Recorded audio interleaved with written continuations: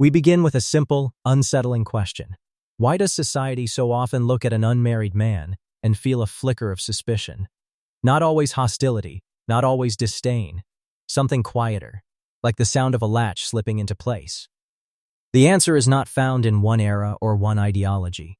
It is braided from old expectations, economic habits, evolutionary storytelling, and the bureaucracy of modern life. And at the center of it all sits identity, the bundle of roles, labels, and performances that tells you who you are, and quietly tells everyone else what to expect from you for most of recorded history. Marriage was not primarily a love story. It was a social contract that stabilized land, labor, and lineage. A married man signaled reliability in a world that needed clear lines. Whose field is this?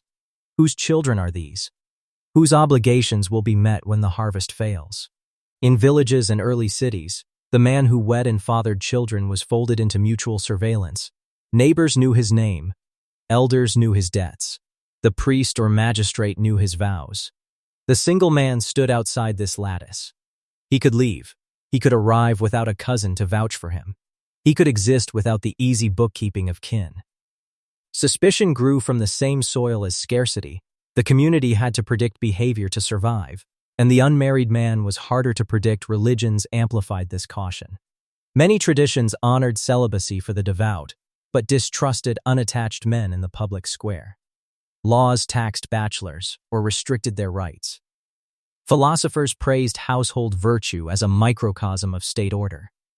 Masculinity, in that language, was a promise of breadwinning, protection, and continuity. A man without ties threatened the narrative, not because he was inherently dangerous, but because he refused to guarantee the future the community had written for him. Modernity did not erase these reflexes, it mechanized them. As industrial economies scaled, institutions sought reliable workers and reliable citizens. Insurance tables, tax policies, credit scores, and corporate HR pipelines all rewarded predictability. The married man, set in a rhythm of bills and school calendars, seemed stable. The single man, especially if he was mobile, artistic, odd hours, or non-conforming, ran counter to administrative convenience. Suspicion became bureaucratic, not a glare from the neighbor so much as a checkbox that never quite fit. Psychology adds another thread. Human beings fear uncertainty, and they outsource that fear to stereotypes. Single men collect a familiar set: the perpetual adolescent, the predator, the drifter, the commitment phobe, the self-absorbed genius, the basement recluse. Each caricature sells a story about risk. The adolescent might dodge responsibility. The predator might exploit freedom. The drifter might refuse to contribute. But behind each story lies a simpler equation. If you are not bound to us, how do we count on you? Identity becomes a leash, and suspicion an incentive to wear it. The paradox is that these myths coexist with opposite truths. Many single men carry substantial caregiving burdens for parents or siblings. Many are deeply embedded in friendship networks, creative communities, or civic projects. Many channel autonomy into exploration, invention, or entrepreneurship. The lives of single men are not uniformly carefree or selfish. They are diverse, sometimes precarious, often generative. Yet diversity defies template, and the more a life resists easy categorization, the more society tries to file it under a single label: safe or unsafe, settled or suspect. Media magnifies this sorting. Film and television have long turned The Bachelor into a plot device: charming but unreliable, brilliant but dangerous, lonely and therefore volatile. News cycles foreground the outlier, the criminal loner, the scandalized politician, the extremist recruiter, because anomaly is attention. Meanwhile, quiet lives do not trend. The teacher who lives alone and coaches on Saturdays, the freelance coder who brings soup to neighbors, the photographer who mentors teens at a community center.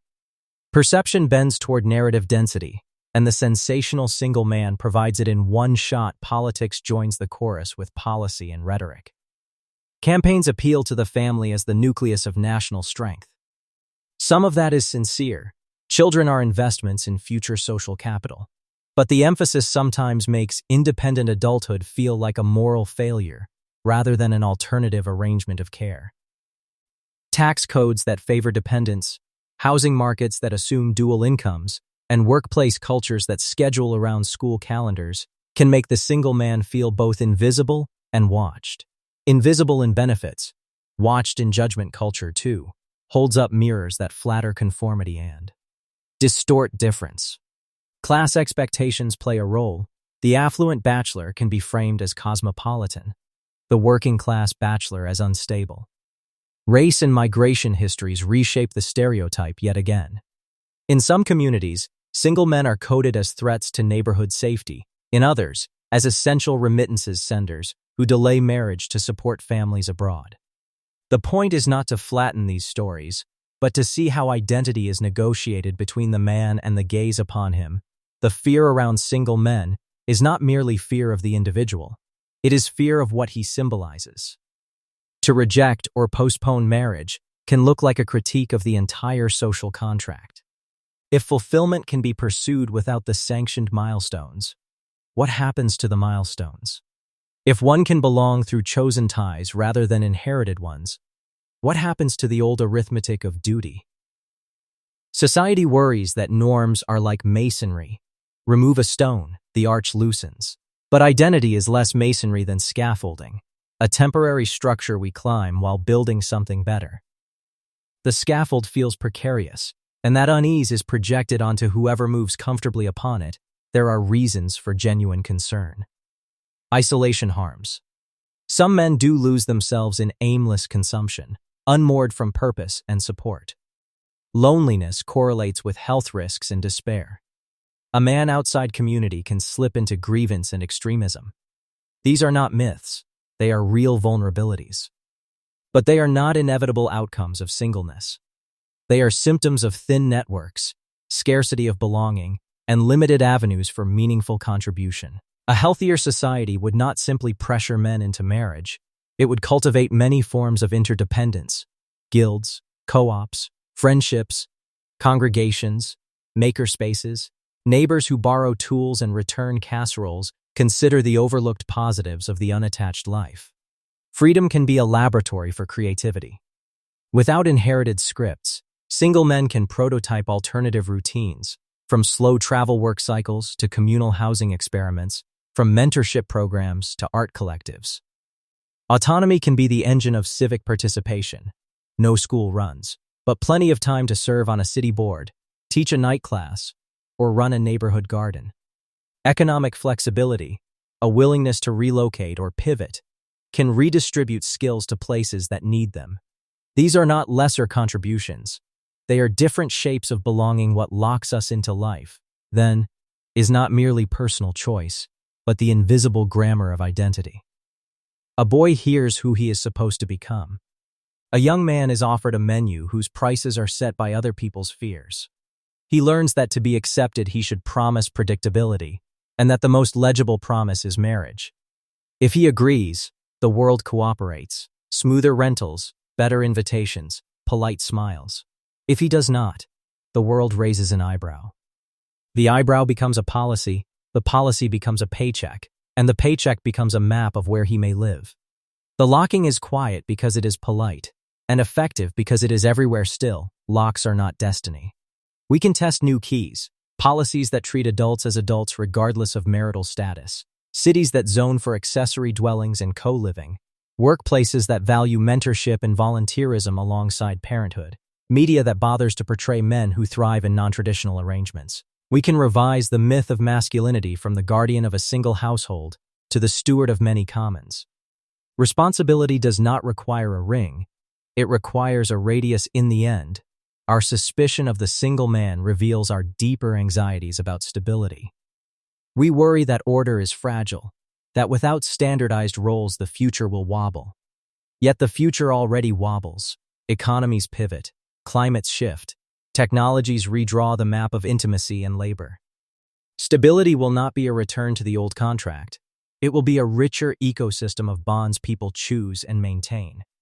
The question is not whether single men fit.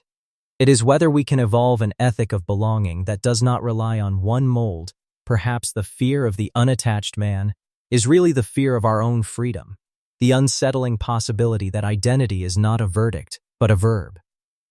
If that is true, then what looks like danger may be invitation. To build communities that can welcome many roots to meaning, and to let men be measured not by the paperwork they sign, but by the care they give, the work they do, and the worlds they help imagine. When we do that, suspicion loosens, the latch lifts, and identity stops locking us in and starts unlocking what we might become together.